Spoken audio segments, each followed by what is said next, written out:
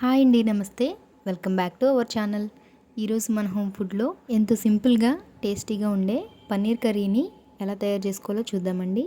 ఇది అన్నంలోకైనా చపాతీలోకైనా దేనిలోకైనా సరే చాలా రుచిగా ఉంటుంది. కర్రీ తయారు చేసుకోవడానికి ఎక్కువ టైం అనేది పట్టదండి, చాలా సింపుల్గా అయిపోతుంది.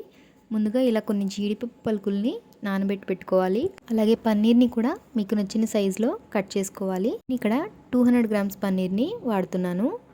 అల్లం ముక్క, వెల్లుల్లి రెబ్బలు, మీడియం సైజ్ టమాటా, ఒక పెద్ద ఉల్లిపాయని, అలాగే మీ కారానికి తగ్గట్టుగా పచ్చిమిర్చిని తీసుకోండి. ఇవన్నీ కట్ చేసి పక్కన పెట్టుకుని ఒక ప్యాన్లో ముందుగా నూనెని వేసుకోవాలి.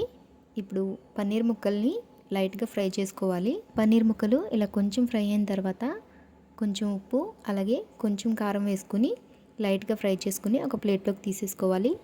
ఎక్కువగా ఫ్రై చేయకూడదండి. ఇలా లైట్గా ఫ్రై చేసుకోవడం వల్ల పన్నీర్ ముక్కలు అనేవి చాలా సాఫ్ట్గా ఉంటాయి. అలాగే టేస్ట్ కూడా చాలా బాగుంటుంది.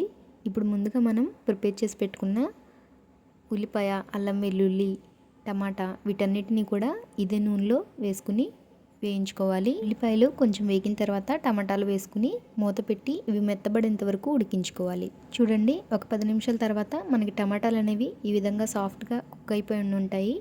ఇప్పుడు వీటిని స్టవ్ ఆఫ్ చేసి పూర్తిగా చల్లారనివ్వాలి. ఇవి పూర్తిగా చల్లారిన తర్వాత ఒక మిక్సీ జార్లోకి వేసుకోవాలి. ఉల్లిపాయల్లో ముందుగా మనం నానబెట్టిన జీడిపప్పు పలుకుల్ని కొన్నింటిని వేసుకోవాలి. వేసుకుని మెత్తని పేస్ట్లా చేసుకోవాలి. మీరు రైస్లో కానీ బిర్యానీలో కానీ కర్రీ చేసుకున్నట్లయితే పేస్ట్ని కొంచెం బరకగా చేసుకోండి. అదే చపాతీల్లోకి అయితే పేస్ట్ని బాగా స్మూత్గా గ్రైండ్ చేసుకుని తీసుకోండి. ఇప్పుడు ఒక ప్యాన్లో కర్రీ ప్రిపేర్ చేసుకోవడానికి 1 స్పూన్ నెయ్యి, 2 స్పూన్ల నూనె వేసుకుని కొంచెం జీలకర్ర, ఒక బిర్యానీ ఆకు, 2 లవంగాలు, 2 యాలకులు, 1 ఇంచు చెక్క వేసుకుని ఇవి కొంచెం వేగిన తర్వాత ముందుగా మనం గ్రైండ్ చేసి పెట్టుకున్న పేస్ట్ని ఇందులో యాడ్ చేసేసుకోవాలి. ఇప్పుడు ఈ పేస్ట్ని ఒక 2 నిమిషాల పాటు లో ఫ్లేమ్లో కలుపుకుంటూ ఉడికించుకోవాలి.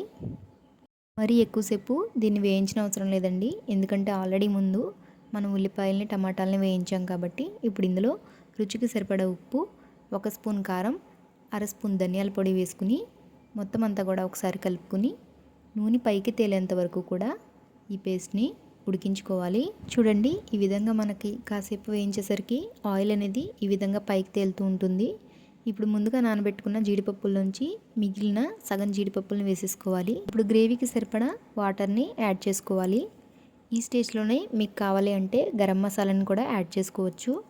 ఇప్పుడు ఈ విధంగా గ్రేవీ మరుగుతుంది కదా, ఇప్పుడు ఇందులోకి ముందుగా మనం వేయించి పెట్టుకున్న పన్నీర్ ముక్కల్ని యాడ్ చేసేసుకోవాలి. పన్నీర్ ముక్కల్ని యాడ్ చేసిన తర్వాత ఎక్కువసేపు ఉడికించాల్సిన అవసరం లేదండి. మీకు కసూరి మేతి ఫ్లేవర్ నచ్చింది అంటే ఈ స్టేజ్లో కొంచెం యాడ్ చేసుకోండి. నేనైతే ఇక్కడ యాడ్ చేయలేదండి. తినండి, ఎంతో simple and tasty paneer curry మనకి రెడీ అయిపోయింది. ఇది రైస్, రోటీ, చపాతీ, బిర్యానీ ఎందులోకైనా సరే చాలా బాగుంటుంది.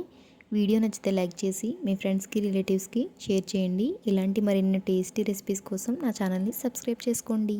Thank you for watching.